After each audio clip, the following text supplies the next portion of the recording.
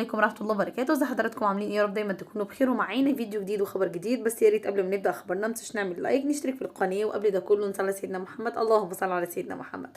خبرنا النهارده بيتكلم عن النجمه الجزائريه امل بشوشه، وهي في مهرجان السعوديه، وكان حفل تكريم كبير جدا وحضرته هي، وحضرت كمان اسماء المنور، وكان في لقاء ما بينهم، ولكن هي يعني امل بشوشه تجاهلتها تماما، ويعني بصت لها بصه كده، لانه طبعا كان في عداوه وخلاف ما بينهم من قبل، لما اسماء قالت انا مش عايزه اروح الجزائر تاني عشان اغني فيها، لان في خلاف ما بين الجزائر والمغرب.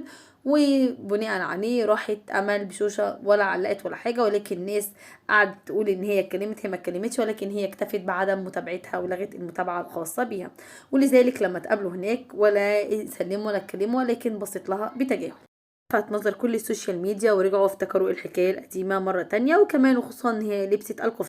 اشوف حضراتكم على الف خير في فيديو جديد وخبر جديد، والسلام عليكم ورحمة الله وبركاته.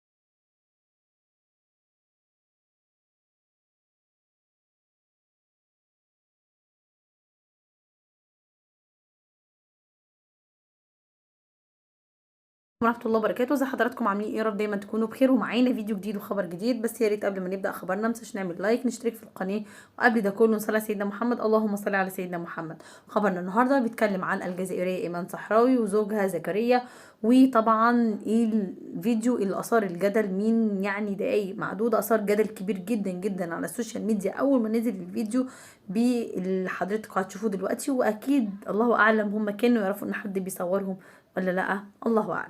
نهدي الناس، ويعني ازاي حد يصورهم كده، او ازاي هما ممكن يكونوا عارفين، الله اعلم. يعني ربنا يهدينا، ومش عارفه اقول ايه. اشوفكم على خير في فيديو جديد وخبر جديد، والسلام عليكم ورحمه الله.